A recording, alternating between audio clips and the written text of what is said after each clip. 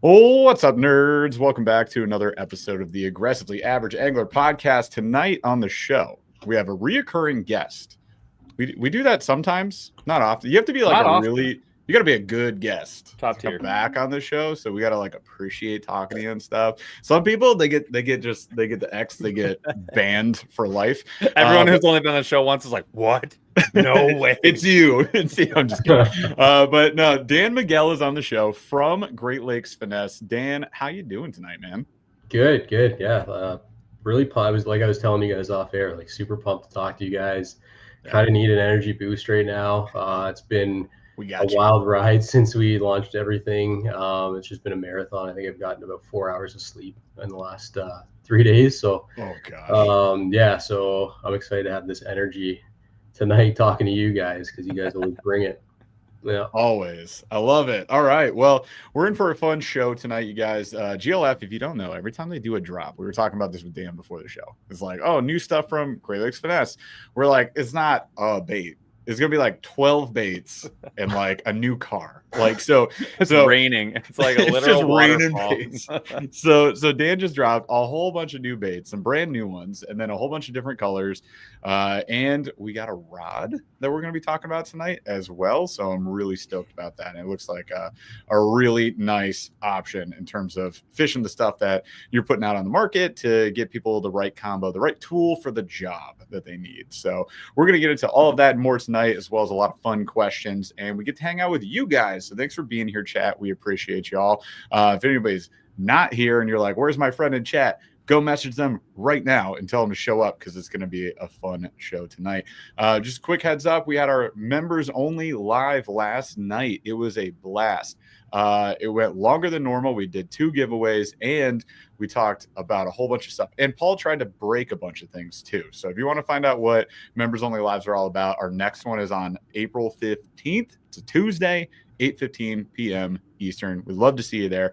Just click join below. You can find out and decide if you want to do that or not. But yeah, it's a lot of fun. Every single month we do one of those. Other than that, quick plug, we got Kayak Adventure Series season. I was like totally going to flub that up no matter what. So the KAS events are in full play coming up soon. We're looking at going to the Springfield, Ohio event. So Paul and I should both be there. If not, at least Paul, but I think I'll make it work. So we should be in Ohio. And then there's some other cool events going on. Is that the Minnesota's KBF? Or I thought that was Kayak Adventure Series. It's Kayak Adventure Series. That's right. So yeah, Minnesota is another event. We won't make it to Minnesota, but there's also one in Pennsylvania. So I don't know if you guys want to meet up, hang out, like let's go to Kayak Adventure Series. Let's have a kayak adventure. All right, let's get into the Q of the D and then we can jump into the show. Shall we, Paul? Yeah, so question of the day, just a fun little icebreaker. This is what I'm actually curious about. I want to start asking some more people. So if there was no roof on the budget, like money was not, you don't even care. You're like, the dropkick shad sold so well, it literally doesn't matter what I do. I can't spend the money fast enough. And you got the green light to go get a boat, trailer, and truck. What boat would you get? What would be on that boat? Like what's a have to have, either features, options, whatever, and then what truck are you grabbing? Oh boy. I mean, first of all, no one really truly gets rich in the fishing industry. So let's start there. Lifestyle rich. Lifestyle rich. Maybe a little more comfortable than otherwise, but yeah, Sure. Really not getting rich. So ever since I was like a little kid, like I just wanted a Ranger, and like the biggest Ranger, the nicest Ranger. I actually don't have that. I still have a smaller Nitro, which does the job and everything. And I probably could go and like finance one, but I don't know. I'm not a big fan of having a loan on a boat. Over your head? A payment. Yeah, I've already got enough. Plus I got 3 kids. Yeah, like I got to be a little smart. But I think like eventually, that's the one. I do. It's just not because it's the best boat on the market, just because of the nostalgia of like when I first got into tournament fishing. The best guys on tour around me, like they're driving an awesome Ranger. What color? Oh, black for sure. Like black, like black on black or black gray or something. Like something really stealthy. And then truck, I mean, probably like a Ford Raptor or something. Ooh, okay. Yeah. That would be bougie guy at the ramp, man, for sure. Anytime, how often do you see a raptor at the ramp? Like literally never. I would love to. Oddly, not often enough. No, That's kind of weird, actually. never. So, what electronics would have to be on the boat? I mean, forward-facing sonar. So like, I really have no complaint. I've got Garmin now, and I'm really happy with those. Yeah. So I just have Garmin. I'm pretty simple. Like I'm not a guy to like deck everything out. Like I'm just Sure. I think you can do a lot with not as much as you think. Yeah. Just a good trolling motor, like Valtrex or one of the power pole moves or something. Like it's just something like you're asking me to spend. Solid, reliable. I don't know, man. That's about it. Like so you're not going to be asking for like air conditioning on your boat. No 20-inch screens. I don't honestly like the thought of air conditioning right now where I live is like not a comical joke. Yeah.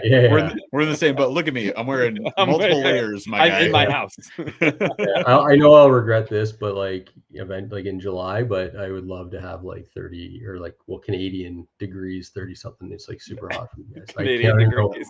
Yeah. Canadian degrees, not Celsius. Canadian. C is for Canadian degrees. I love it. Yeah. Celsius. So and just for the record, like people here don't actually have beef with Americans. So whatever the news is telling. Oh God, no. You know what? It's interesting. So I'm gonna go to my place in Canada probably in April and to open her up.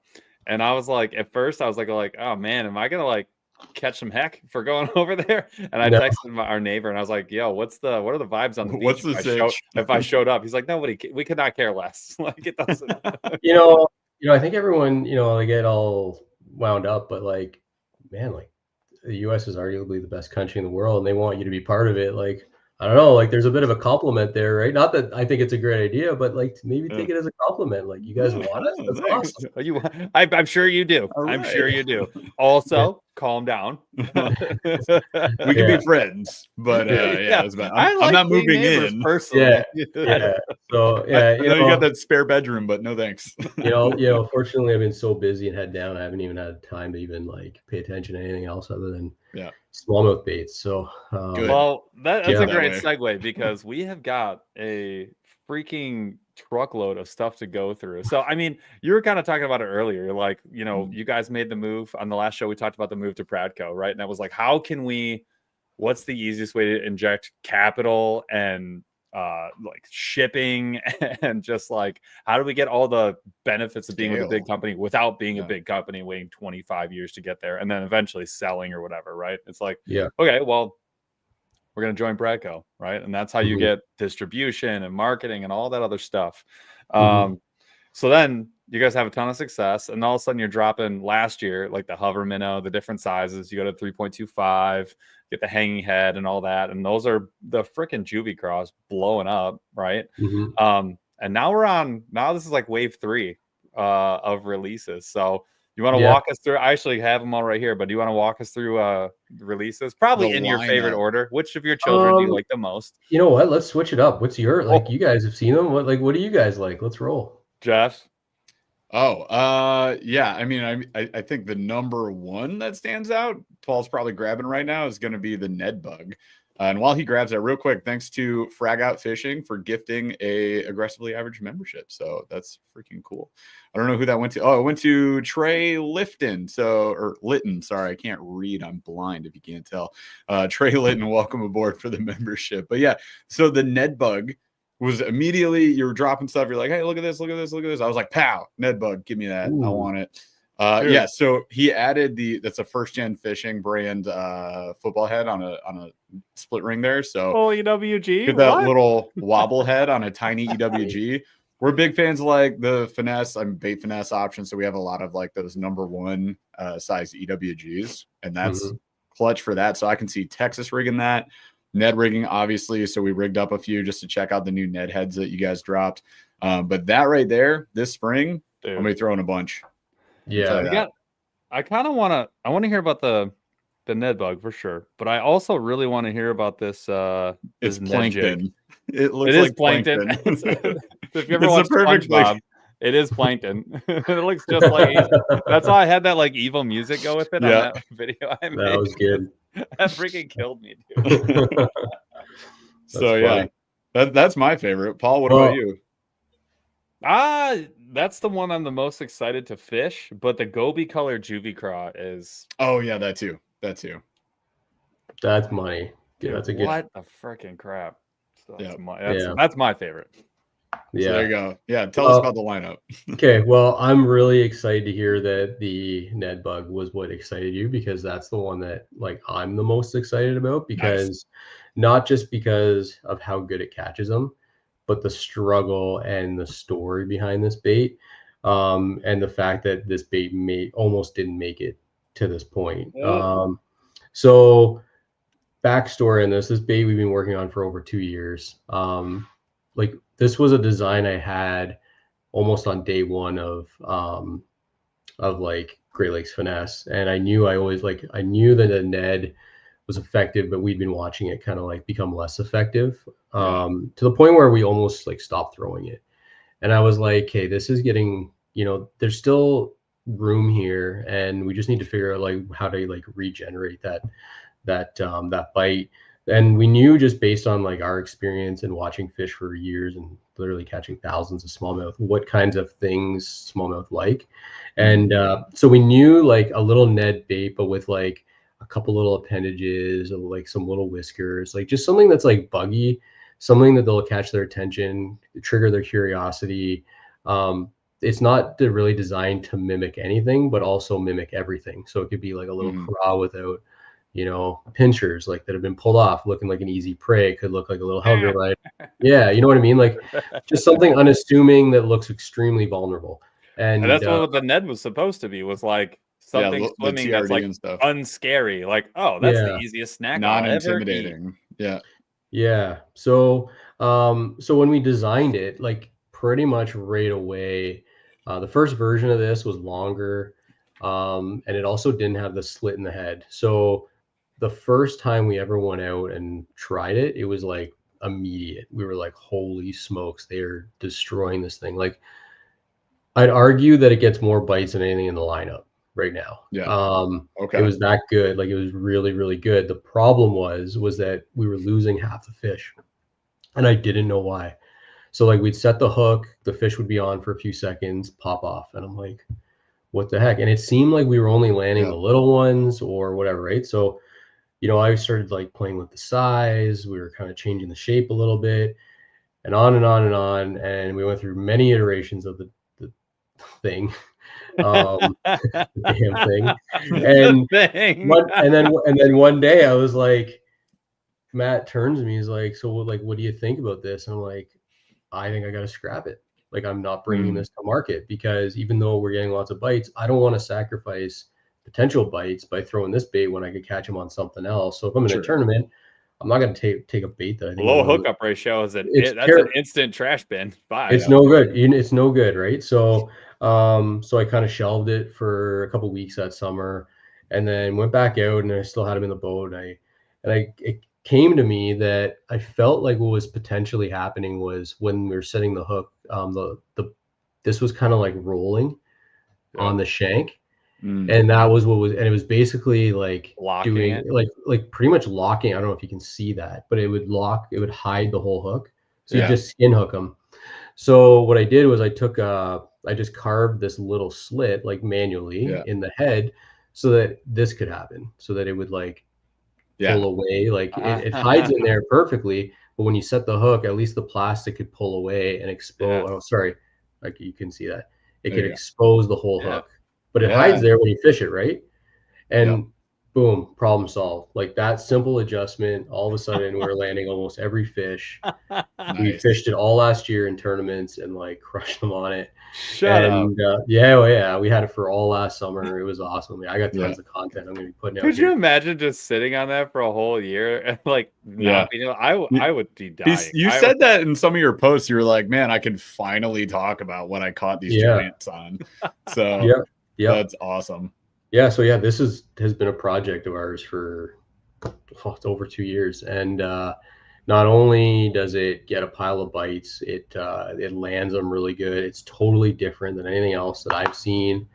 And then as we were really playing with it last summer in tournaments and stuff, we realized it was like an incredible jig trailer. Yeah. So what the nice thing about it is we incorporated these little flared ends to kind of hide whatever jig head you're using. Yeah. So like for a football head, for example, it like really fits in there nice. But what we found is it really flares the jig skirt even more. Pops it out. Really pops it off. So it looks really, really good. And they like absolutely crush it. So it's a really good alternative to like the snack craws, a little finesse jig trailer. So yeah, we're really excited about it. I'm so pumped because if it's not the best, it's certainly in the top 3 in my opinion in terms of fish catching. Yeah. And then we also, when we released it, we introduced a little Ned head to go with it, which is packed with some features too that most people probably wouldn't notice unless someone played them.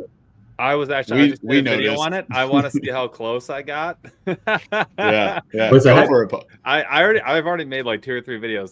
They haven't popped off yet. They haven't gone off yet. But okay. I want to know how close I got. So walk me through some of the features and like the why and the how. Because that net, I picked it up and I was like, oh look, it's a net head, and instantly just because of the look of it, I was like, oh, that's a lot like the blockheads is what it looked like. And then I like actually pulled out the package and I was like, wait a minute, what the? It's more technical. I started figuring out a couple of things. So tell us about the jig head. Yeah. So here, this is the Ned head. First and foremost, it's built on a.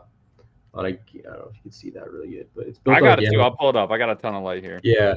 Okay. Cool. I struggle with my light in my office. It's okay. I have like $300 worth of lights for no reason. Oh, okay. Yeah, I got like a $40 light. It's terrible. It's like falling over. I just don't do enough of these. Yeah. So the first thing is built on a Gamakatsu 604, which is a really, really good quality hook. Like in my opinion, the best hook possible to build this on. The second thing is the head design. So what some will notice, some won't. The biggest thing is it's rounded on the back, like it's kind of like shaved. There's like a ramp. You can kind of see it almost like someone just like cut the lip off, like right here, just sliced it. Yeah. So the reason is when you have other heads on the market that are just like flat and they don't shave that rib, what happens is sometimes the bait has a hard time getting past that pass there, and then when it does, it just like pops up and it looks super unnatural. We wanted the bait to just like rise without like looking dumb, and it just like rolls over. And then not only did we cut the top here and make that like a more rounded surface, we cut weight on the bottom. And you'll notice the way the head is designed, there's more weight on the one side than the other, and that is to transfer weight over to the other side to help with that lift. So from a head design perspective, it will lift better than other net heads on the market. And then the other thing is the dual collar system. So you got a wire and you've got a cone. So see right there, there's this like welded piece onto the back of the jig. Well, I guess it's all the jig head, but this is what this is welded into, right? So yeah, you got both the hook and that little pointy part. Yeah, so the top one it's designed to keep the nose of your bait really tight to the head so you don't get that gap, which is common with especially jig heads that don't have that. They just have the wire. Mm-hmm. And then we also went with a wire in this case, which is kind of unique to our lineup to reduce weight on the actual shaft of the hook so that there was less weight there, and again to help with the lift. So pretty much and then we also don't paint we cover the eye in the manufacturing process and then take that cover off after we've powder coated and baked them so they won't chip and you don't have to break paint. Thank you for that. Clean. That's how you get that clean. That's the most annoying thing out of all jig heads. Look at how tight that is though. Yeah, it holds it perfect. It's right in there. Mm-hmm. Yeah, and then another nice thing too, and this can be really tricky with baits like the GLF bait where presentation is so important, and we're talking about finesse. So you almost think that fly fishing level of like presentation, having the hook in the right spot to make the most of that, this breakaway. If you got too long of a hook shank, you're done. You're toast. Mm-hmm. You're back to not catching fish. If it's too short, Well, now you're outside of the zone and you're missing more strikes if they don't eat the whole freaking thing. Yeah, I like the double keeper too, because like Dan was pointing out, you get that gap sometimes. I always get that with Z-Mans, with All the the time. finesse TRDs, because once that Elastec wears in a little bit and it starts like taking on a little bit of water, it just slides constantly. So I get it. I like that. yeah. Well, glad you guys like it. I'm glad. So is that pretty much what you figured out there, Paul? The I'm only fishing thing it- that I didn't pick up on was the back end, and I saw it when I was looking at it like just now. We talked about it. So we just yeah. filmed like unboxing that Monday. Was that Monday? Yeah, it was Monday at your place. So yeah, we just filmed it. We got to look at them up close, and we're like, oh, okay. Yeah, And we called out in that video. So yeah, cool. That's cool. Well, you know, it's nice when people notice the small little details that like make a significant difference, but like are very hard to catch sometimes. Yeah. And those are kind of the things that we take pride in, is like those little micro details, and that comes with the testing phase, right? Like, because we spend a minimum of 1 full season fishing a bait or a product. We know the little nuances with the product and the bait, so we can make little adjustments. I've never heard of anyone taking that kind of time. Most brands will just like make it, be like, oh, that's awesome, boom, package it. You go to the factory. What can I get? Oh, those things. What's the price? All right, cool. Yeah. Do I have any colors? Great. yeah. Well, there is some of that going on. There's a lot of that too. So only a little bit of that. Yeah. Well, and it kind of, I hate to skip because we got some other bait stuff to talk about, but that kind of actually is a good segue into the rod, because one thing that I always get nervous about is like bait companies making rods, or rod companies making reels, or reel companies selling me shirts. Stepping out of your zone. You don't know what I mean, maybe you know what you want, but like you don't make this stuff. That makes me I'm instantly skeptical, so to speak. So like I think the Spro was like a big one, right? They're great at making baits. They make a ton of cool stuff. But then now they've got a bunch of reels and they want $200 for a reel. And I'm like, you make like everything. I'm I know, and all of a sudden I'm side-eyeing that. I'm like, I don't know if I feel. And it's got monster truck tires, like the knobs were giant. The world didn't need that. I love Spro, but I'm like, you know what? Super aggressive retrieve, man. Yeah. So if I'm aggressively average person watching this, and I'm like, well, we got rods coming out, and you know, we want $300 for them or $400 for them. Like, what are we talking about here? So if you don't know, I just spoiled the surprise. Great Lakes Finesse is dropping a very limited lineup of rods. It's 4, right? 3. Wow. Mm-hmm. Super specific. So I love it. Tell us about the rod a little bit. Give us the rundown, if you would. Yeah. So first and foremost, I have no intentions of Great Lakes Finesse becoming a rod company. There's a lot of really good rod manufacturers out there that I'm satisfied with. And that's something that we don't do, is we don't make stuff for the sake of trying to capture, you know, we're not in it for like, I mean, obviously you're in business to make money, so I'm not going to lie about that, but we're not interested in trying to solve problems that are already solved.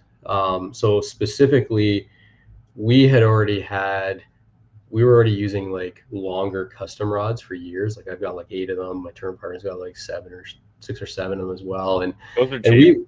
And just for the finesse stuff, like we use other brands for like Daiwa, for example. Like we got lots of Daiwa rods and stuff, and we don't need like regular inline, like typical everybody's making the same rods type of rods, but we did need specific rods for fishing these really micro baits on light line.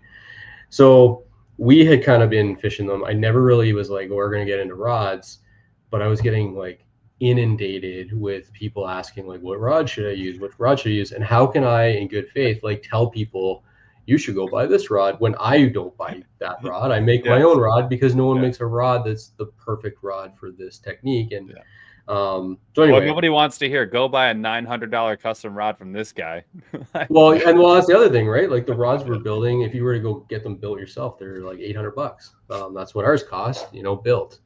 And so anyway, I made a decision. I was like, let's just explore rods. Like, let's not get into like, we're going to do rods and that's a price point and there's a gap in the market. It had nothing to do with that. It was like, hey, let's set a mission to build the perfect finesse rod that is completely focused on fish catching. Like I'm not going to try to like add gaudy features that do nothing other than make you look cool for who, I don't know. But like that's what you pay for a lot when you start to get into like rods.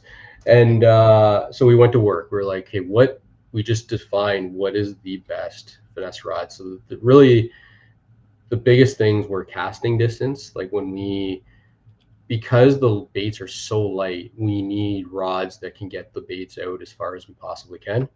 And then we also need sensitivity. So when you're getting distance between you and a pressured fish, you need to be able to feel subtle things, right? Especially at long range. So those are the two biggest things. And of course, like durability, you can't go without durability. You can't have rods breaking, right? So those were like the key things. And it was like, hey, what is the best solution for all of them? So the first thing was like the blank had to be crisp. It had to be durable. We used to build our custom rods on like North Fork custom blank or North Fork composite blanks. And so we were like, hey, that's kind of the level that we feel like we need to be at. Otherwise, we're just making rods that are inferior to our customs. So we actually went out and Pradco is well connected, and we're able to figure out where the best rods on the planet were being built. Some of the biggest manufacturers that people pay a lot of money for building rods. So we worked with that factory on a rod that was specific for what we needed in terms of like distance, but also backbone on the bottom end to get the perfect action for little finesse baits, but also for shock absorption when you need it for light line. So the blank is like you basically need like a very long, very large spinning BFS rod. Yeah. And you know what's crazy, and what I learned by going through this process was I could get the exact same looking blank for a third of the cost of the one we went with, and we could have still priced the rod the same way and made so much more money. But we were like, we're always building stuff for us because that's what we want to fish. We still fish tournaments. We want to have the best of the best. And I was like, no, it's got to be the highest quality we can do. So yeah, we ended up not to get into the construction too much because a little bit of that is kind of a secret of like how it's built. But that's okay. We're calling it like an X carbon blank. It's essentially carbon weaved in an X pattern. It gives it really good sensitivity, crispness, and durability. So like a really durable rod. Again, when we're going through this process, it's like, great to hear. We'll see, right, when we get on the water. But anyway, so like bear with me. We had also been fishing. I don't have them. I can walk over and grab them. But anyway, we had been using microwave guides for years. So when I first discovered those, I was at ICAST, and like this is like 10 years ago. And the guy who started Great Lakes Finesse with me, he was also a custom rod builder. He used to build really high-end trout rods and stuff for like steel headers. Nice. We were at ICAST. We were walking by the American Tackle booth, and they showed us these goofy guides that they were just introducing. And my first impression was like, man, those are the dumbest looking things I've ever seen. Like no one's gonna want those. And it looks like a gimmick. It looks like if a middle schooler was like, draw me the coolest fishing. Yeah. It's got spirals. Coolest circle you can draw. Go. Like circle. It's a portal. Check so it out. Ugly.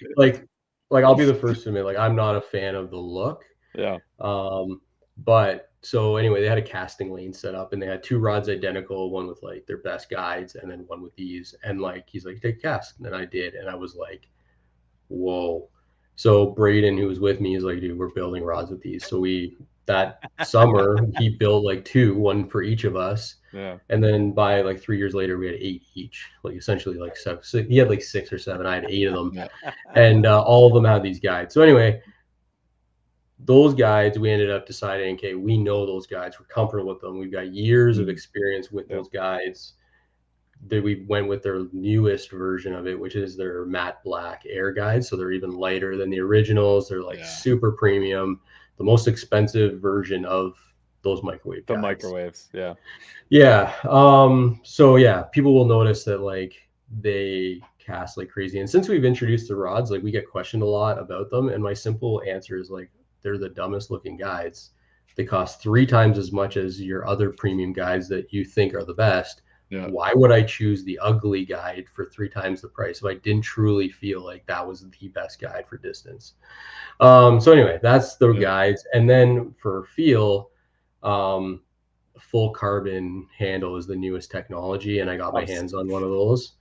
It's a molded, we got our own custom molded Great Lakes Finesse handle, which we ended up pairing with 2,500 and 3,000 like Shimano and Daiwa reels, because that's what we like to fish. Sure. And they're like, all of them are going to kind of be in that same size, but like we just wanted them to like pair so perfectly and seamless, and they fit so perfect. And the carbon it's essentially the same material as the blank. So you don't, like a lot of guys or handles, they got like little gaps so you can hold the blank, or you're trying to get your finger on the blank. Sure. We're able to, like, you don't need that with a carbon handle, because you're essentially holding the blank when you're holding the handle. It's that crazy. That's so insane. When I saw the rods, I saw that you had the microwaves, and I was like, shut up. And I've not seen this yet. This is great. And then I saw the reel seat, and then I saw that I was like, that's not off the shelf. And that's what I was actually the most hyped about, more than anything else. Dude, I saw the handle first, and that was the first thing. I was like, oh, I'm in. Yeah. Like, oftentimes with rods, I'm like, what's the handle look like? I don't know about the rest of this whole thing, but which model of Fuji did you slap on there? Yeah. Yeah, no, they're pretty crazy. And you know what was crazy about it is, like, so we've had these rods now for about a year and a half. When we've got the first prototypes, the first time Matt and I went out and tested them, we were so excited. We could feel so much more than we ever could feel, that we were missing every bite we were getting because we were setting the hook too early. Like, they would breathe on it and we'd be like, oh, they got it. So like a great example is like the sneaky underspin or the hair jig. Yeah. Previously with other rods with cork handles or EVA, we'd be reeling and our rod would just load up. We wouldn't necessarily feel the bite. It would just kind of feel like a mush, and then they would load up. That is completely not the case with a carbon handle. Like, you feel the distinct tick. So we'd feel the tick and we're like, ah, he's got it, and set the hook, and then nothing. And we're like, what's going on? And we realized we had just never felt that tick before. And because we weren't feeling it, we were just waiting by default. So we had to like kind of relearn. But what's nice about that is that, like, now that we've, after a couple trips, you get used to it, and you realize like, man, I know when there's like a tiniest little piece of gunk on my bait, and I'm not wasting my cast, or like I'm feeling exactly what cover I'm going over, more so than any other rod. So like, it truly makes a difference. Do I think you're gonna like, do you need this rod to catch fish? No, like, not at all. What this rod will do is it'll allow you, like, let's for example, if you're in a tournament, not that everyone's in a tournament, but like, say you go fishing every day or like several times a summer, you're going to catch, like, in my opinion, one or two more fish that you otherwise wouldn't have, because of the distance, because of the handle, the sensitivity. For a tournament angler, that means you're going to make more money. Could be the difference of winning the tournament or not even cashing a check. Could be the difference between your personal best or not ever catching that fish at all. So it is when we built it, we were kind of like, we'll figure out price later. And this is where it ended up. Like, it was never like, there's room in the category for a $200 rod. Like, we got to hit this area. You got to hit that number, and that's the sweet spot. That's what dealers tell us. Like, it was nothing like that. It was like, we're going to build what we feel is the best fish catching finesse rod on the planet. And then whatever it costs $2,000, well, then that's going to be the price. But thankfully it's not. It's the MSRP for $399, which I think is like unbelievable for what you get. And then we tested it. Oh, go ahead. I was going to say, Kanger asked this question. He goes, does it justify $399 though? And I would say this, Kanger, as somebody who, I've been on the hunt for this rod, like in just like mass distribution at the $150 to $200 price range. I don't have that rod. I have not found, because it doesn't exist. It doesn't exist. Like, the very specific, like, you and I said, like, when I said, like, you need a JDM designed BFS rod, but like spinning style, that's what I meant. There's not a lot of rods that have like enough backbone to handle like a 6 or 7 pound smallmouth in some sort of like maybe moving water situation, or when you're way far out, but on 4 pound or 6 pound, leader with like, 6 or 8 pound braid. It just doesn't exist, because you need length. And so if you're at 7.6 or 7.8, there's not a lot of rods out there, period, that do that. There's literally like 3 or 4, and one of them would be like the P5 Destroyer, like a Megabass, like $500 rod. That's where you're gonna find that rod. It just doesn't exist. So you don't need it, but if you're looking for it, you can't find it.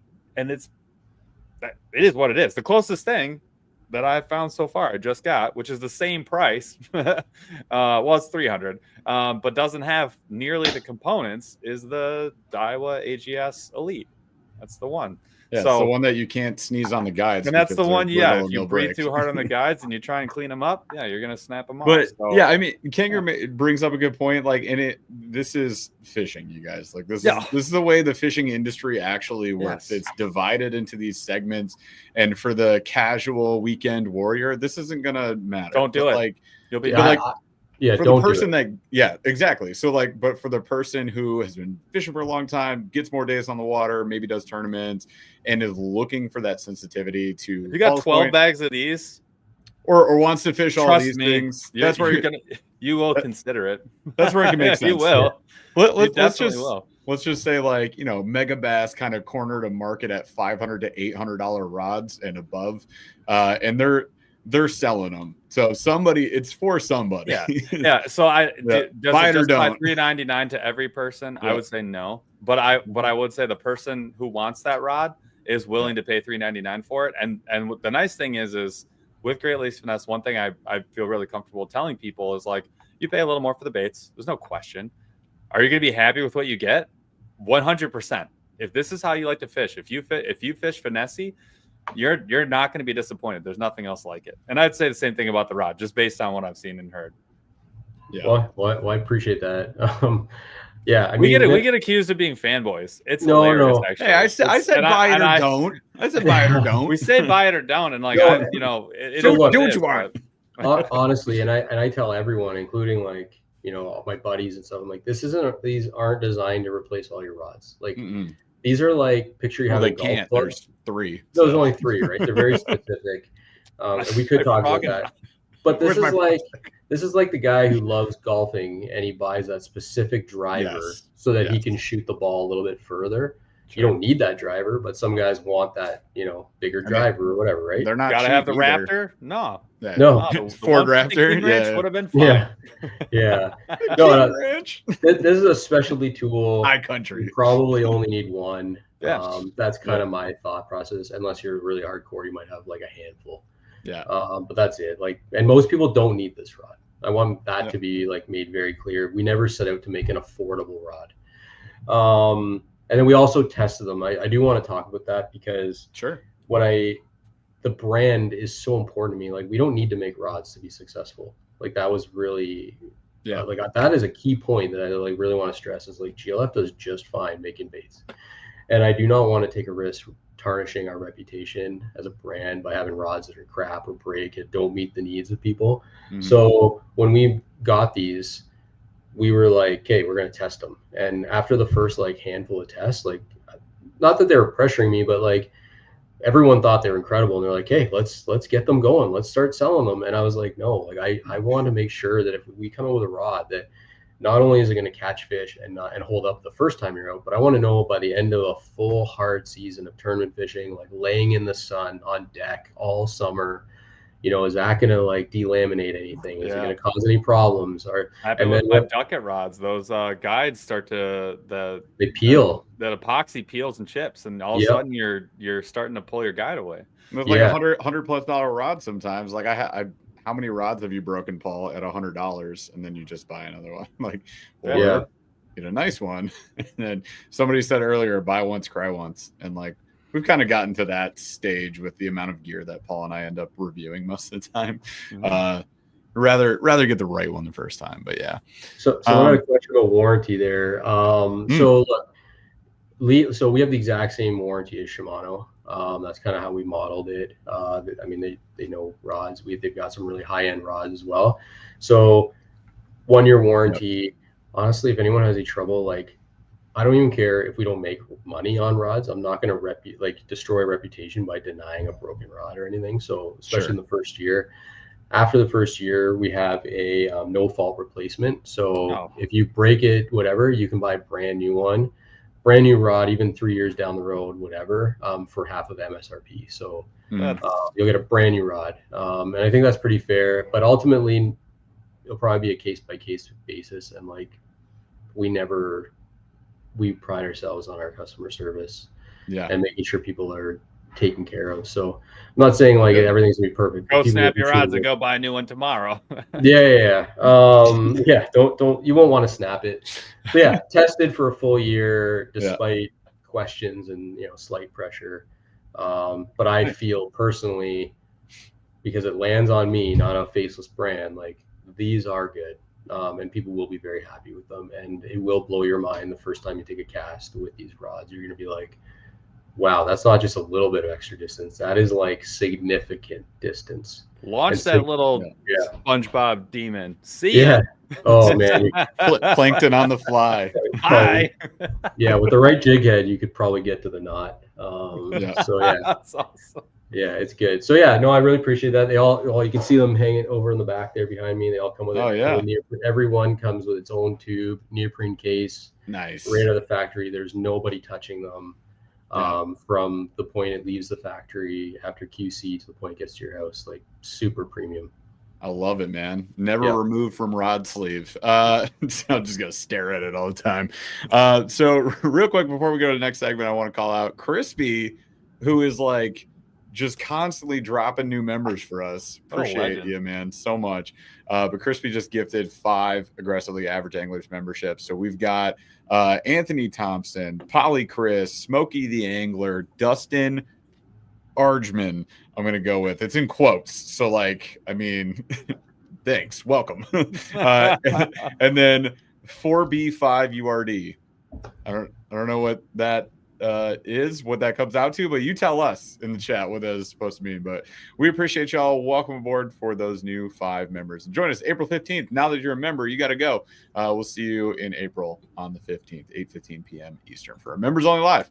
All right, so are we good on? Do we feel I'm good on rods. Satisfied with the rod situation? We go to baits now. You want to go back to baits? Well, we go back. I was already prepping. Ooh. Well, we got to go to the other new one, right? Tell me about this guy. Yeah, and tell us how you want us to rig it up. I have my ideas. I already rigged one, but I love this. That is like a 55 out of 10. This I always notice, and this is amazing. Appropriately sized clamshell that actually closes is ideal, I would say. There's so many trash clamshells out there that are absurd. Oh my gosh. Udenko just called out. So the name that I called out was like 4B5 URD. It's absurd. There you go. I wanted to call that out. His name is absurd. Anyways, tell us about the bait. Yeah, so this is our dropkick shad. First of all, I want to start with the swim bait category is probably the most crowded category in bait fishing. Fair enough. So I wasn't really interested in just joining the crowd, but there was a couple. I'd say there's like 2 or 3 little finesse swim baits that we found ourselves gravitating to the most. All of them are really good, but they all also had flaws that didn't make them quite perfect. The first one everyone will relate to with the best finesse swim baits out there is the durability sucks. So like they're going to rip on the first fish or even on the hook set, which is a big problem because sometimes you're like, you finally get a bite, you set the hook, and then you're like still reeling, and then you get to the boat and your bait's kind of hanging down on the shank, and you're like, man, had I just not done that, I probably would have got that fish to come back and eat it. So that was something that we were looking to fix. The other thing was drop shotting a little swim bait is a really big deal, and what people like, it is a huge deal for smallmouth, and people don't realize. But all of the versions that we were using either sank or float. So you kind of have to keep them moving all the time. And that doesn't always work because we're trying to target like certain boulders or targets, right? And we want to be able to like be patient, like on a bed, for example, or a boulder. We want to be able to dead stick it. So we have our neutral buoyancy to allow the bait to sit perfectly level. So that's ideal on a drop shot. And that's why the bait actually has eyes, is because we primarily designed it to be the ultimate drop shot swim bait.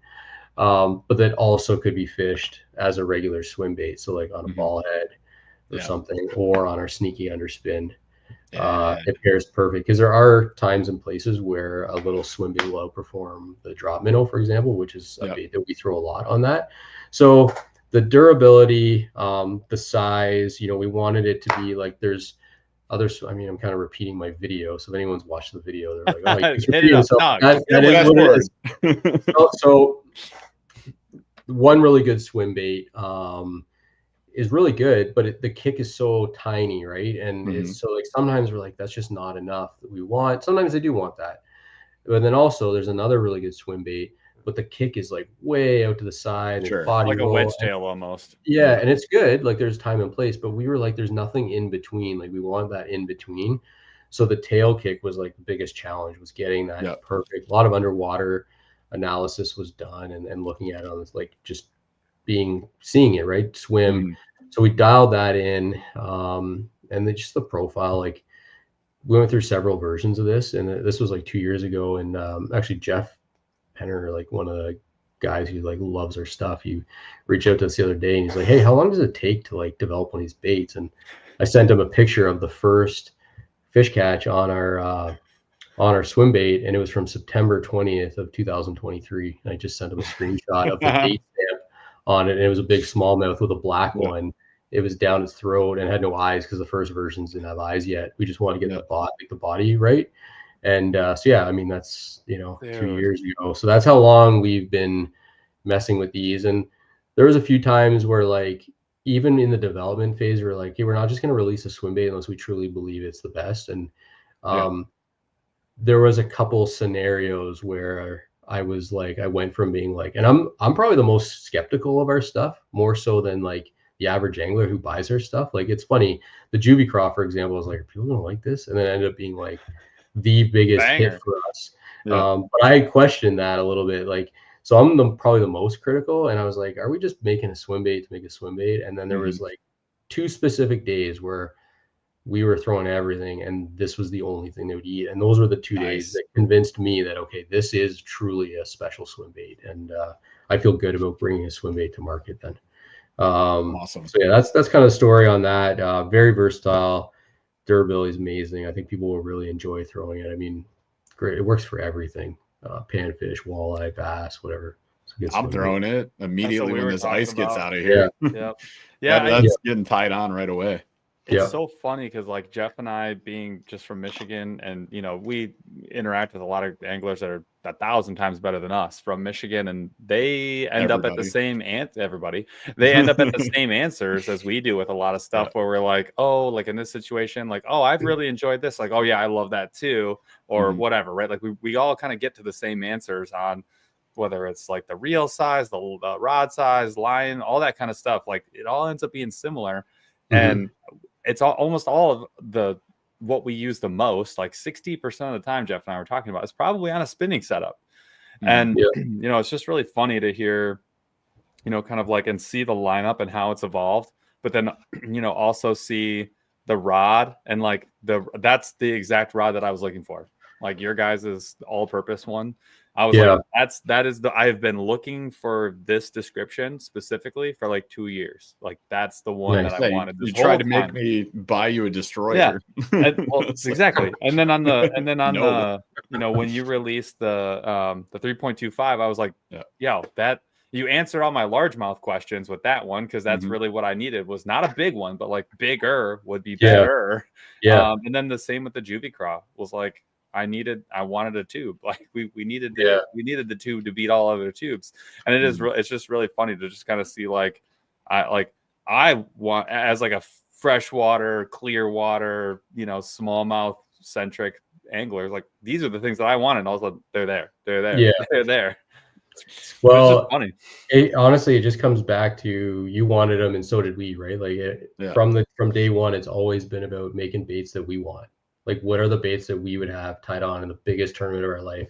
I say it all the time because it's one of our core values. Like, we will not release a bait unless it's a bait that we're willing to throw in the biggest tournament of our life. And that's what we're making. We're just trying to fill all our little needs. And, we're continuing to fish and try new things and figure out, like, what are some other things that we would want. And that's probably what you'll see as you go forward. Like, and there's some really cool stuff down the road. Like I'm really excited for next year. We've been working on something for a long time already. It's taken us, I thought it'd be done by now, but I hate throwing the word game changing, but it's significant enough that it needs to be patented, because this is something that if we don't pretty much someone will take it instantly. Oh, everyone will take it. Not someone, like everyone. Like it's like Okay. That's from the skeptic, guys. yeah, I know. When we developed this, I was like, holy smokes! Like internally at Pragco, like there's a lot of excitement around this technology, and so anyway, we got some cool stuff down the road as well. But staying on track here on the new stuff. Yeah, we're really excited, and a lot of the stuff, like even the color extensions on all the other products, like those were just like needed. We wanted them. Morning Dawn. The Morning Dawn. Morning Dawn. Yeah, like Morning Dawn. One of the colors like I'm really excited about is like the matte 309 color. The matte 309. Yeah, I have it right over here. Yeah. That kind of pays homage to Mark Kulik. So he was the original owner of X-Zone. He was a friend of mine. And he gave me my first slammer in that color, and he's since moved on. Those guys, he's not involved with that company anymore, but he's the guy who invented that color. And adding our matte finish, we felt like was really awesome for that. This is that color, you guys that can see. This is like a opaque blue white on the belly, and then it's I don't know, it looks like a green pumpkin, but it's translucent on the top, and then it's got black and is it purple, copper flake, and purple. Mm-hmm. Yeah, and it's so funny. This is the best. This might be the best example of what we were talking about. Jeff and I have designed. We get asked to do like collaboration, like colors and stuff with like folks. But we've done this like 5 times. Oh, really? Nice. Yeah, dude. Nice.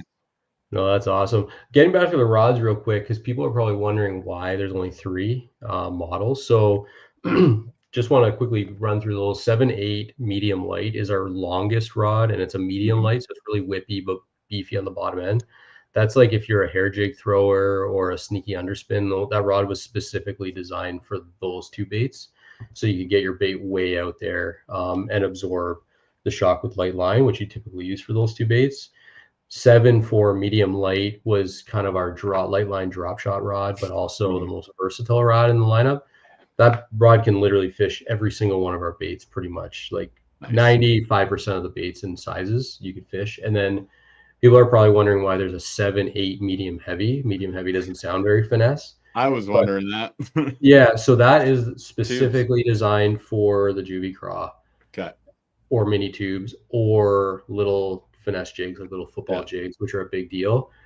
The reason why the 7/8 is because you want to get that distance with that bait. This was actually an action that I didn't develop. It was actually developed by 2 of the original Great Lakes tournament legends who won one of the biggest tournaments on Erie ever. The CFT was like $100,000 back in the day. It was Derek Strube and Mike DeForge, and that was their design for long drifting tubes on Lake Erie, so they could have the power and get the distance to still control those fish. So that was like kind of their years and years ago. I've been friends with those guys. Like Derek Strube is a friend of mine, and anyway, we had other rods that were. Yeah, I'll tell the story quick. I used to work at Rapala. We tried to make rods. They were on the pro staff. That was their action. We sucked at making rods. They couldn't. We ended up scrapping the rod program. I learned a lot. That's how I know about making rods. Yeah. But that rod was a Shift 7/8 medium heavy. It was incredible. I have like 8 of them, and my buddies who know have like next to none left because they were breaking, and mine are in good condition. And I was using those, and they're like they're all beat up and they're super old and junky. I mean, they're old Rapala rods. Like, so I got all these beautiful rods, but then that's my tube rod. And so we just took that action, which isn't available in any other rod lineup. No one makes it, and it's in this rod. So that's why we have a 7/8 medium heavy. For anyone's wondering. I love the idea of like you grabbing this like the scrappy rod. You go grab the old beater. You're just like, all right, it's tubing time. And let me show you. Let me show you. Yeah, like how bad this is. He goes, it's tubing time. Tubing time. And then he grabs the beat up. It's knuckle puck. It's knuckle puck time. It's knuckle puck time. Dude, that's hilarious. He's got all the fancy rods though on deck, and then just no. Go get the hammer. But it does the job. It gets it done. Okay. Is this the one? So I've got, now that we don't use it, I just got one of my old Stratics for the kids and stuff. Yeah. I got some old like. One of my but this thing, like, look how beat up this thing is. Like, there's like the real seat. I've got electrical tape here. Oh the oldest. yeah. I've got like 8 of these, and they're all electrical tape. They're falling apart. They're like chipped. Like they're absolute junk. But that's like the action, and it's the only rod that has the perfect tube action. Dude, Yeah. what? So anyway, that was so yeah, we took that old junkie, but the rod action was great, but the components Sure. were garbage. So it's nice to have like this action in a premium rod now. So anyway, that's the story there. I just had to show that because it's like a legend. Yeah. That's that so is- funny. Yeah. I love that you're still rocking those, but Well, makes sense. it's embarrassing because when I fish with guys like Travis Manson and stuff, Yeah.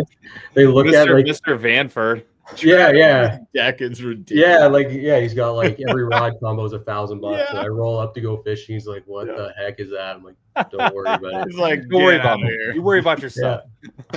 Yeah. So anyway, yeah, that's the backstory on that action. Anyway, sorry, I had to throw that in. I don't think I've story. ever. That's I was cool. trying to think of like, have I ever even seen a 7/8 medium heavy? And I don't think I have. Mm-mm. No. But just in Trust general, me. forget like just ever. And I'm like, Not- no, not I a don't. thing. Never said those words in that order Uh-uh. before. Yeah. No, Yeah. and trust me, you haven't, because every year when rods come out and new lineups, I'm like, is there one in there? Like I'm looking for Goes through the replacement. catalog. No one made it, so I was like, Yeah. well, we'll make that, even though it's not really Yeah. a finesse, like a medium heavy. So anyway, that's It's finesse to somebody because it's Well, a no. spinning setup. Exactly. No, Well, no, I- not a spinning setup. Yeah, Yeah. I don't think I've seen another company have to be like feel the need to be like, you know what, maybe Euro tackle, but that's not that all their stuff exists. I've never seen somebody be like, we make these baits. You can fish them on stuff, but like very specific stuff works way better. So like Yeah. I feel like there's an opportunity for us to make that stuff. I've not seen that yet. I'm trying to think of one. I don't think I've thought. Like there's swim bait rod makers at some point probably had to do all of that, right? Yeah. That's probably the closest thing I guess. Swim bait's probably I would say Like big glides, like They somebody get who's like, real oh, specific. I need a, Yeah. 8.6, 8.9 Right. medium heavy mod fast. Like, oh, well that's nowhere. Yeah. Like yeah. So Cool. yeah, you got to find the specifics for sure. I think it was interesting to me getting into the Mega Bass lineup, for example, because they named all of them after, like, they have the flat side special. Never which is do that made again. for flat side crankbaits, and I was like, okay, wild, but yeah. So they get hyper specific, but yeah, I love the options. Really excited to see that rod, and yeah, I think we should fish it sometime, Paul. You got a fancy rod. I'll get this one. Deal. Well, I wanted to hit colors. So can you? We had new colors at the lineup. Do you want to walk us through some of those? Start I with don't Morning have- Dawn. let's see. Yeah, I got Morning Dawn here. So Of course you do. that's Yeah. Morning. You guys have all these? Like, because you Yes, guys we have, do. why don't you, if you guys can grab those? Yeah, Let me Paul- go hunt down. Let me hunt up a Morning Dawn. I didn't. Yeah. Why don't you? If you got them, I just kind of had the profiles, and I was gonna just suggest people go check out all the new ones, because like you said, No. I got them all, baby. I mean, we do have the internet. I guess we could pull that up. Yeah, but what could be better than the palm of my hand? Yeah. So yeah, that's a sweet color. Those turned out really perfect. Do you have any idea how long we've been waiting for this? No one ever drops Morning Dawn. We're always on the hunt for Morning Dawn. It's a banger. Yeah. Nice. Yeah.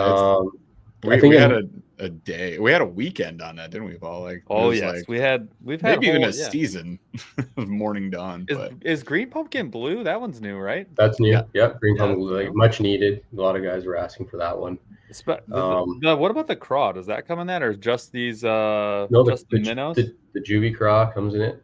Oh yeah, got the one there. juvie. That's right. oh yeah, we did get that one too. Yeah, And this juvie. this blue pops. I don't know the contrast. Maybe it's just the matte finish, but it pops way more than on other plastics that I've seen. Yeah, it's probably the matte finish because you're getting the shine from the flake, but not the actual plastic. Yep. The other one that really excites me is Gobi. That's Yeah. probably my favorite. Like it turned out perfect. It's a Yeah. banger. Yeah. The Gobi is nuts. That was one that stood out to us as well when we were unboxing it. That Yeah. the Matt 309, and which are fairly similar-ish, Similar. and then the Morning Dawn and the Green Pumpkin Blue. So I mean, yeah, those are Okay. all Amber Christmas. huge. This one's new, right? The Amber Christmas tree. Yep. Yeah. Yep. Yeah. So this is a very Great Lakesy, like Yeah. Canadian green, red, green and red with like sometimes people put blue in there. It's closer to tilapia, but like with the green, red, and black flake on like a motor oil or sometimes a green pumpkin. Yeah, apparently that color. I mean, that's not a color that I throw a lot of, but one of our really good pros insisted in the Minnesota area that their smallmouth love that color. So that's kind of why tilapia magic is. I use it all. Such a good color. Whenever there's a flipping bait option for that, like I'm grabbing that it's at least on the Canadian side of Lake St. Clair where I sit, it does really well. Nice. Okay. Yeah, like I said, I fish most of these colors, but that's not one that I just kind of went off. I let him design that perfect one. The green pumpkin shad is like a really good one. It's like this is your perch imitator. This is the one I've got. Yeah, that one is a fish smoker. Like this was one of our favorites. We were kind of going through the list, and this one got pointed out by both of us. Yeah, I'm not doing it justice. I could turn the light up a little bit here. I'll turn up the white. Give me a second. Fix it. Make it better, Paul. I will. Do better. Do job better. The green pumpkin comes in really dark on your camera. Because it's yellow. Yeah. It is, but it's not nearly that dark. It's way more of like a translucent. Let's see if it's you gotta see it. It's more translucent on my screen, I think, but I don't know. Yeah, it's a great color. It's a subtle green pumpkin. I like it. I like it for the mix. And it's really close. There's a lighter version. What is it? Shiner? Shiner. Oh, there was a Shiner. See, Shiner's the one that I think would be someone's like secret favorite that they didn't know that was their favorite. Yeah. That is a really good color. There's a few other companies that make baits in a similar color, not quite that one, but that one turned out perfect. So this is like the super translucent version, but it's not green pumpkin on top. It's like a silver. It's really good. This is like, I think this beats minnow when the water's like super clear. I would bet. It's really cool. Yep. So I got a question in chat here from Udenko Baits, which is what reel would you pair up with the 7'4" medium light rod? My go-to, I used to be like I was a Shimano fanboy, like you guys are GLF fanboys. That's right. Hey, man. Right. Yeah. So you don't say that. But so like Stratix, Vanfords, CI4 pluses, like that's what I've lived off of. But I've since made a switch to a Daiwa ballistic reel. Oh, the ballistic. And I never thought that I would make that switch, and I got my hands on two, and now I'm probably going to transition. Okay, all those reels are still really good. I don't want to knock Shimano because that's not what I'm doing. Shimano, Vanford, you cannot go wrong with any of them, and it might even be personal preference. But the ballistic is the one that I actually love. We just had somebody tell me of all the, I gave him a whole lineup of like premium, like more high end, $200 to $400 reels, spinning reels, and he was like, I'd get that one. That's the one that he actually recommended. And I was like, really? And he was like, I know, but $229. I would say, so it's like the perfect mid-range, like as high of a quality as you actually need. I don't think you need beyond that. You're kind of just like, you're way beyond a GLF. You're Ford Raptoring people at that point. Exactly. Your pinky's going out. I just need you to see me. That's what's important. I know you saw that. Prior to the Vanford, I would say, and I'm not sponsored by like any of these guys, so I'm just talking freely. Yeah, I really liked the CI4 pluses before, and the Stratix CI4 plus. When they switched to the Vanford, it didn't give me the same feeling, and then the ballistic kind of like to me is like old CI4 plus quality. So even if people like looked on Marketplace or something and found old CI4 pluses like even used, like that's like pick them up. They're amazing.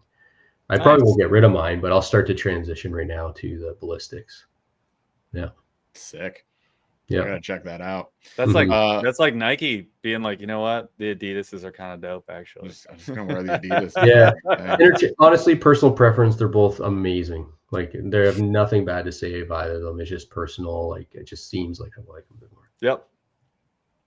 Awesome. Yeah. So I had an intrusive question that has me curious, and that is if you would be open to sharing. Since like you go through this really long process as you're developing all these baits, which is awesome because like when companies, it feels like they just drop something. You're like, okay, come on, what the heck are we doing?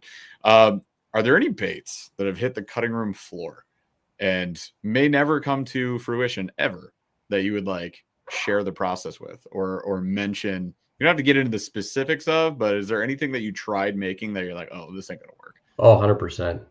Oh yeah, several. Yeah. There's like several that didn't, but like they were like kind of testy. Like everything Sure. is like, so our process is probably different than a lot of people. Like a lot of people are like, I want to get in this category, or we need a bait to compete with that bait.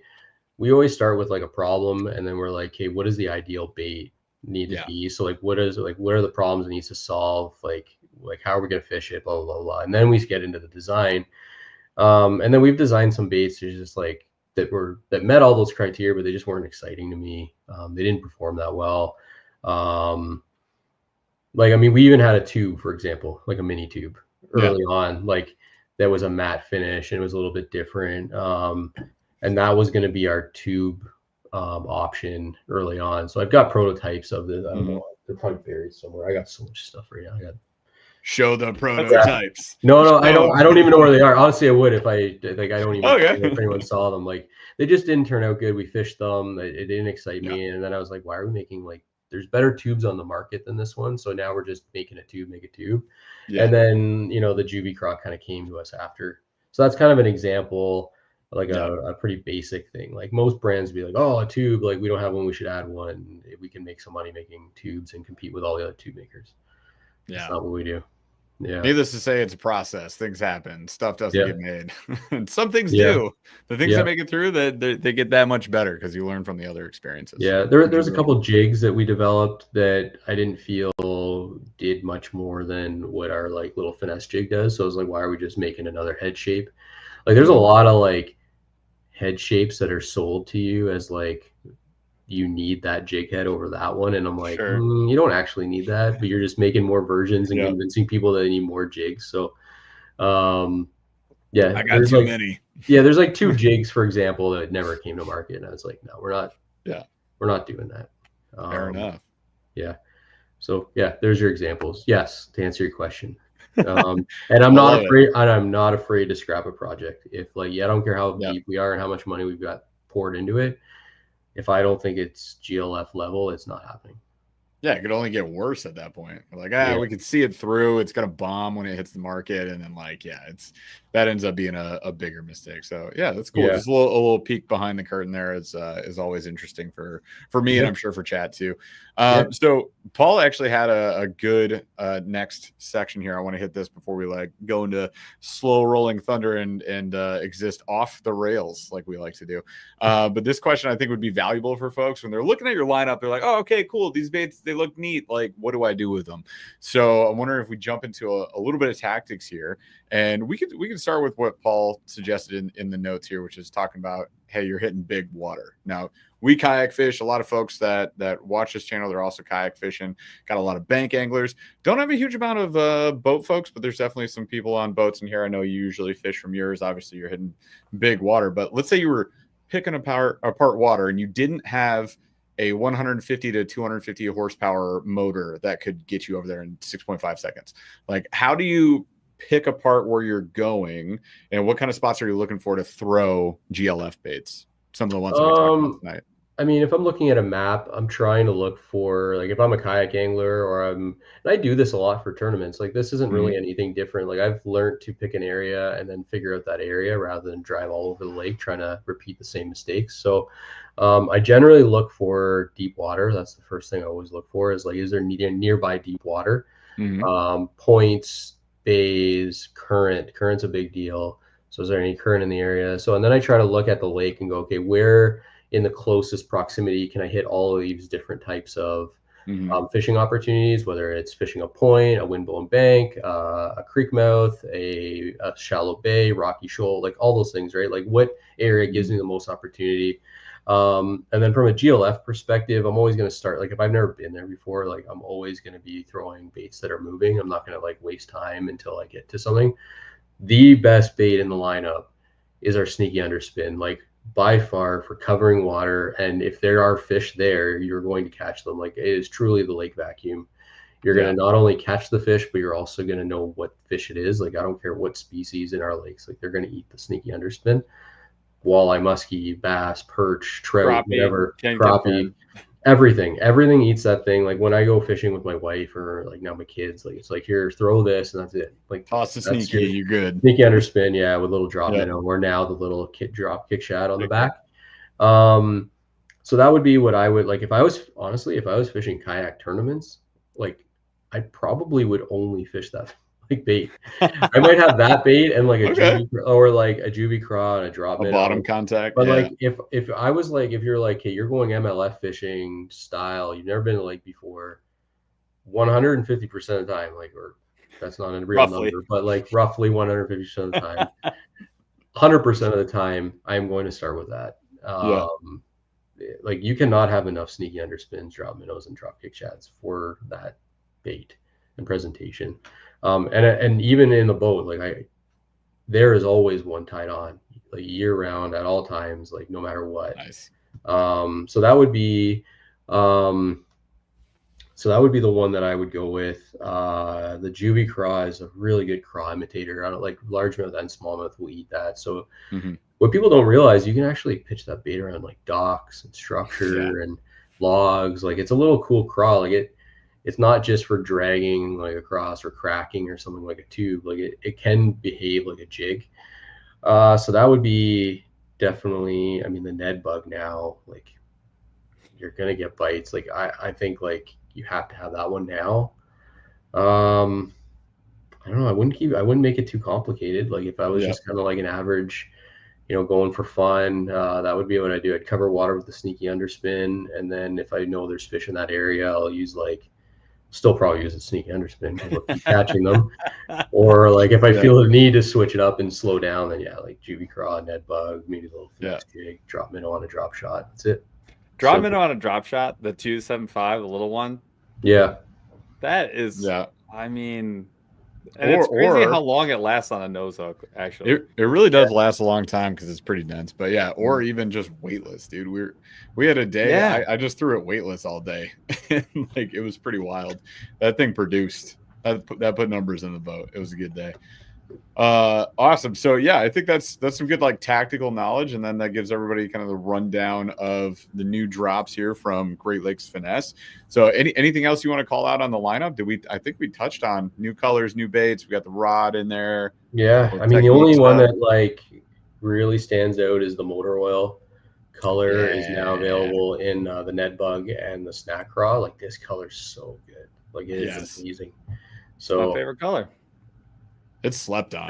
That's not shocking. Like I was getting some messages from people when they saw like motor oil was being added to the snack craw and stuff from really good anglers, and they're like, thank you for doing that. That motor oil too, yours is I think redder than most people's, and yours is more clear than most people's, which is what I always want. The more clear. They always want to make it like brown. Opaque. I don't want mud bug. I love it, but that's not what I wanted. Yeah. I don't know. I mean, there's a lot, right? Like you guys mentioned, there's like, we sent you guys like a bunch of baits, and I was like, I was excited because I didn't want to ask you guys what you thought until we had this conversation, because I feel it's more natural. And I was really, really excited to come on and talk to you because I feel like I was hoping you guys would be excited about them. We're definitely hyped. We're a couple of nerds. Well, it's not fair. It's like, it would be like if it'd be like having a frog making company in Texas, like that makes all the ones that you want. Like it was send me all my favorite stuff. Thing. You're like, this is what I need, and not everybody makes it, and you're just making it all. So what else?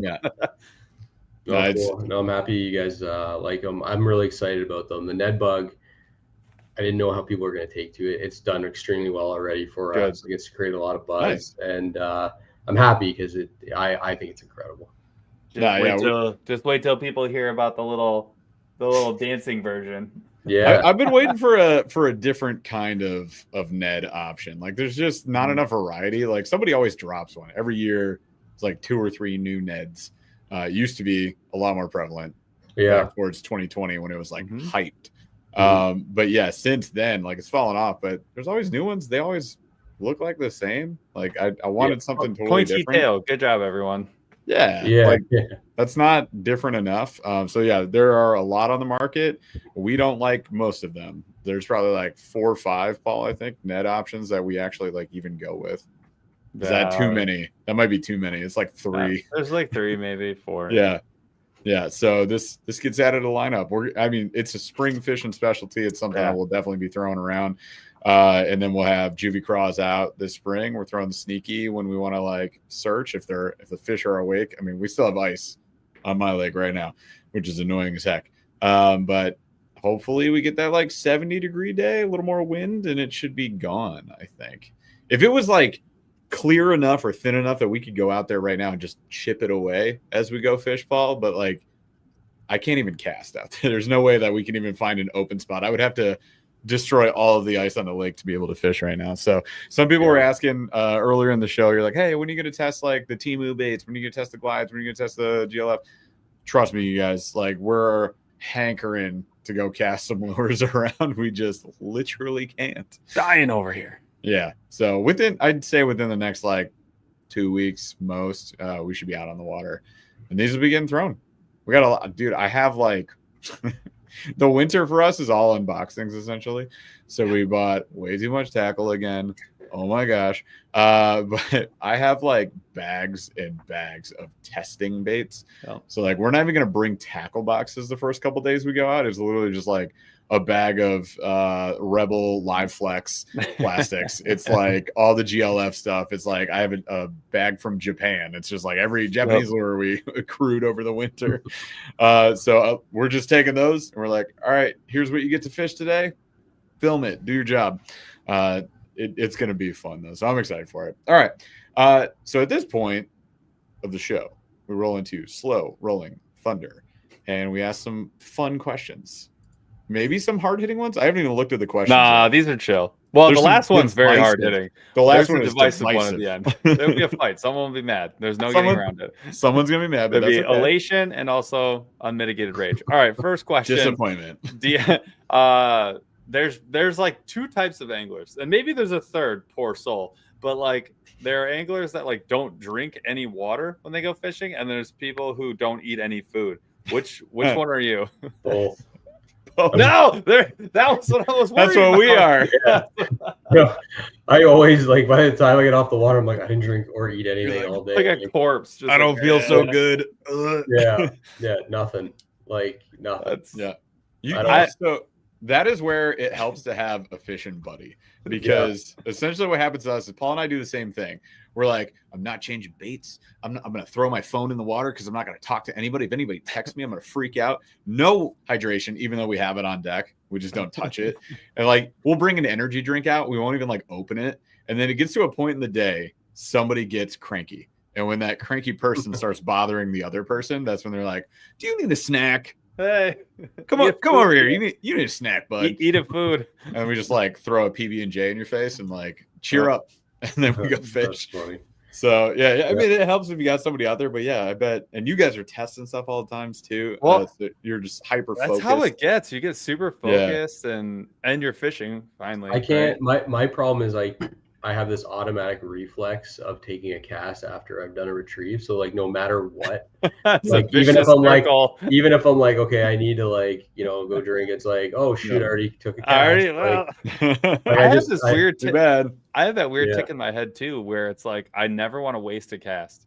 Yeah. Like even if it's a bad cast, I'm like, well, I'm making the most of this MF. Like, you know what I mean? Yeah. I have that problem as well. You got to have one-handed snacks, man. That's why you get a bar. Like I will constantly be like fishing a drop shot and just like eating a bar or munching on some beef jerky or something, so you can still be active. Like I don't want to take a lunch break. I'm not taking 20 minutes off. Yeah, I never eat this food. Same with me. I never do like a lunch break. It's like bars or like if I'm driving, that's the Bar City, baby. Driving. We're on the move. Drink, eat food. Yeah, we hit the spot. Get ready. Bye. I will say I used to be no hydration guy for a long time, and then one day I drank I sincerely barely made it home driving. I barely made it home. It was only like 3 or 4 hours into the day. We had just started, and I threw up 2 or 3 times on the drive home because I was so dehydrated. And then I sat in air conditioning, drank like 2 massive Gatorades and sucked down a bunch of water and ate like a whole submarine sandwich. And like it took about an hour. And I was like, all right, we can go back out. I was like, and then we did. Wrecked.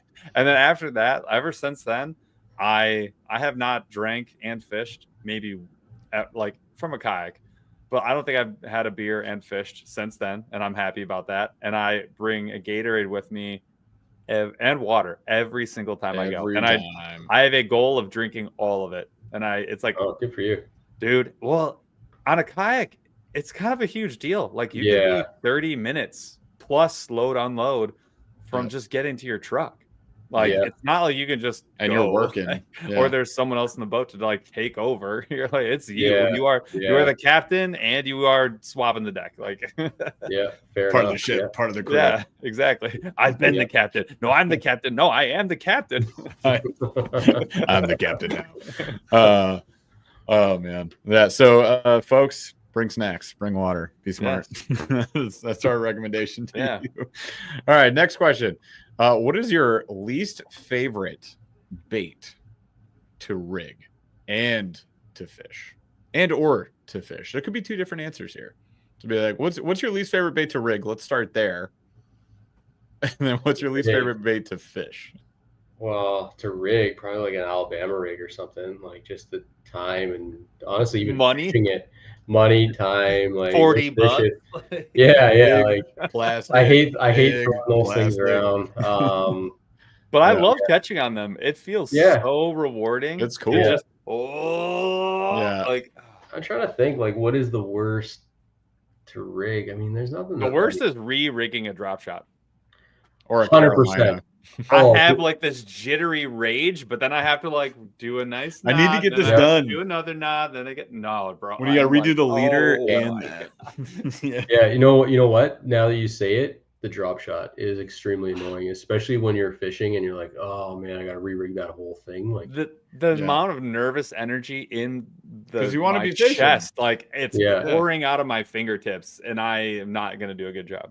I would also say like close second Carolina rig, not a pre-rigged one, the one that you put together because you're like swivel, extra line, weight, speed, placker, speed, 48 inches of extra line. Like first cast, break off, snap. That's what happened to us on the St. Lawrence a few times. We like rig it up, it's all cool. We're like, 100%. Yeah. So what's your favorite? What's your least favorite thing to bait or tactic or technique to fish? Frog fishing. Hate it. I hate frog fishing. Oh no, Chaz, end the show. End the show. Vlog, we're out of here. I enjoy. Hey, look. So I'll be the first to admit, like fishing tournaments for 20 plus years. Yeah. I early on just could not stand losing the fish with a frog. It's the losing the fish. I enjoy the blow up. I love the experience. So I figured out other solutions other than a frog to fish similarly that had higher outcome percentages. So the frog to me has just always been something that I've never felt like I needed to go back to. Like, and I don't, because tournaments are all one now around here with smallmouth, I've just never needed to go and really dial that in. So like most bass anglers are like, you're crazy. Like that's my favorite way to catch it. But for me, fishing a frog, and that's why I described the Ned bug when for our first prototype, like my loss ratio on a frog like was the same, like 50%. So I just never good at it. There is nothing there. It's way up there when losing a frogfish because you have this like, it worked for 5 other ones and that one we're just not cool with. Like, So no GLF frogs. Got it. Have you ever tried it? Have you tried like soft plastic frogs instead of the hollow bodies? Yeah, I've tried some. Like I said, I mean, for the last 10, 15 years around here, all of the tournaments shifted from largemouth to smallmouth. Sure. So just by nature and me being a hardcore tournament angler, I just focused all of my energy on learning how to catch smallmouth. And that's just where I feel like I'm the best and where I spend. And now with this being my job, like, and having triplets, like I've got 3 3-year-olds, right? Like they're almost 4. I don't know why that's surprising. We talk about this every time. I know, Guys but are, like, every shocked. time I It go into hits my different brain, every time too. It hits hard, right? It hits hard. No, it's three We at three. think I'm about- literally, my heart just fell down to my feet, bounced back up. we Yeah. both have God. two. We both have Yeah. two, so we can't imagine I three. literally That's why can't. we are shocked every time. I Well, I could tell you today. So one of my kids was with his grandmother, just hanging out for a couple nights. So today I did daycare pickup, and it was only 2, and it was a dream. Like I was like, oh, this is amazing. There's only 2. He's like, Oh, it was like so no easy. just juggle them. Yeah. Where's the other one? Yeah, Like, no, no. it was the most chill night of my life. Nice. So yeah, the third one just adds a whole different level of crazy. psychotic. Oh yeah, crazy. Yeah. Yeah, yeah. Got So yeah, because because I'm since then, like I've had no time really to just go fun fish, or it's just like work, product development, testing, refine, and then tournaments. Yeah. So yeah, no frog fishing going on. Bummer. That hurts my soul a little bit. Jeff, what's your least favorite to fish? Well, yeah. So we said least favorite to rig already. So least favorite to fish. See, this is where I know a lot of people just go drop shot. Like I hate doing drop shot. Yeah, like I disagree. That's I fine. think drop shot can be fun. My least favorite to fish is the Carolina rig. Also. Oh, that's not a good combination. Least favorite to rig up and least favorite to fish. Why do you think I never use it? Literally ever. Because that's I so could true. just free rig and be fine. Like, and it's just easier to rig it up. So I just free rig at this point, or Texas. And I'm like, I have faith in it too. We had some good times with it. It produced. It was the only thing that like really got the days done for me on the St. Lawrence. So I'm familiar with it. I know how to fish it. I've caught a ton of giants on it. I hate fishing it. Hate it. What about you, Paul? I don't know. You kind of changed my mind. I actually was going to say flipping. I hate the idea of just like flipping. Oh, I like flipping. Yeah. I like catching when I'm flipping. I don't like when it's not the answer and I'm fishing it. It's enraging to me. Like I can't. That to me you is, want that bite. I think that's how people feel about the drop shot. Sure. I think people are like, oh, I have to just leave it here. And I'm like, oh, I just have to leave it here. Like, I'm not. That's how I feel. So, yeah, I think flipping when it's not working. Yeah. I'll give that up so fast. Bro, anything when it's not working is frustrating. Let's be real. Fair enough. You're like, this should be the answer. Why is this puzzle piece not fitting in my puzzle? I don't get it. I love it. All right, It's last question, infuriating. because it is 9:42. So we've Now done we gotta our fight. marathon journey here. We got the last one. This is a hard hitter. All right, someone's getting upset. Let's Chili. lose some friends. Chili. Is it a soup or a stew? Ooh, I'm leaning towards stew.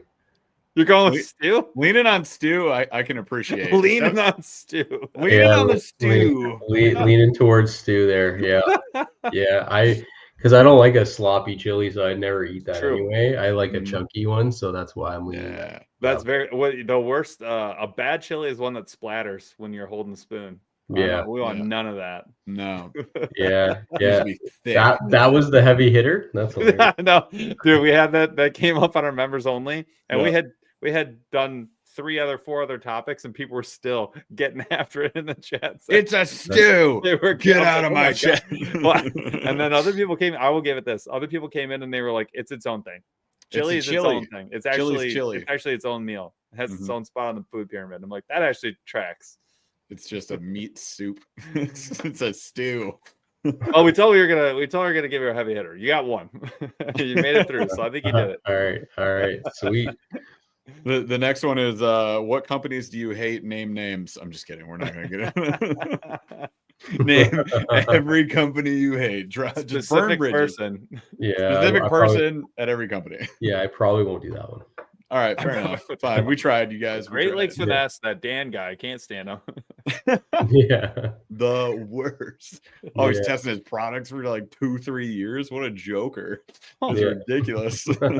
Wants to make sure everything works perfectly and is good to go to market. Oh my God. All right. Well, hey, it's been fun tonight, Dan. Thank you so much for hanging out with us. And I know you need some sleep, so we got to get you out of here so maybe you can actually rest. Sounds good. because I know you're super busy right now. So yeah, for everybody in chat, everybody who watched the episode, make sure you go check out. You can see these baits over on LureNet. So go check out LureNet. You can see all the baits. If you want to go see fancy videos of Dan and his team catching giants on this, check out their YouTube. You can check out their website, Great Lakes Finesse. And again, we'll say here, buy it or don't. I don't care if you think we're fanboys. These are cool baits. And they make really nice rods too. But yeah, I mean, if it seems right for you, check it out. I know a lot of people I've seen in chat tonight, Dan, we're picking some of the new colors and products up. So you got some fans in here, not just these two aggressively average nerds, but a lot of other ones in there too. Well, thanks everyone for their support. I mean, it means a lot. I know it, sometimes you think that it doesn't, but like it truly means everything to me. That people kind of understand what we're doing and take a shot with us, right? So it's pretty surreal. Like it still hasn't quite hit like how much support. Like it's very, very appreciated. Yeah, well, you guys have been cruising now for a couple of years at this point, but just like hockey stick growth. So how could it hit you? You haven't stopped yet. So you just keep going, dude. But awesome. And then I did see in chat somebody was asking, hey, you going to restock the hoodies? There it is, FC Infinity. Are hoodies coming back? Yeah, so I really wasn't happy with the previous line. Kind of handed that project off to someone else while we were going through the transition with Pradco, and that was the one thing that I was kind of disappointed with. Like I still liked our other GLF stuff, but yeah, so this is going to be one of the new hoodies, kind of like a black on black. Nice. It's just going to be a little bit more. I just paid more attention to detail on this round. So yeah, later this spring we're going to drop like hats like this and stuff. People wanted like cooler hats. Not that the other hats were. Some people just have preferences. Are you talking trash about my hats? No. No. Like I've been the brim. It's not that bad. I like that's right where I like to. It's kind of like yeah. Like anyway, but we're gonna have a variety, and no, it'll be good. Yeah, there'll be some new apparel there, new UV shirts, and just more in line with like who we are as a brand. So awesome. Yeah. All right, cool, man. Well, be patient for a couple weeks. It's coming. Yeah, there you go. Be patient a little bit. Anything else you want to call out before we hop off, Dan? Yeah, we're gonna be at the Bassmaster Classic next week. So if anyone is there, we'd love to meet you, show you the new stuff. We'll have the rods there and all the new baits, so you can touch them and feel them and get a sense of what they're about. So and just we like meeting people. So even if you don't want to buy anything, just come by and say hi. Yeah, awesome. All right, well. We appreciate your time, man. I know you're a super busy guy, so we're going to get out of here. Chat, thank you so much for hanging out with us tonight. You guys are awesome. We will be back next Wednesday for another live. And I don't know what the topic is, so Paul and I will come up with something fun. I don't think we have a guest. I'll let you know. It's just these two nerds, but we're going to come up with some fun stuff. I don't know. Are we due for like the bracket? The bracket. I couldn't even remember the name. It's been so long. Oh, my gosh. We owe you guys a bracket. Maybe it'll be that or maybe something else. It's going to be fun no matter what. So we love you guys, and we'll catch you next time. Chaz, take us out of here.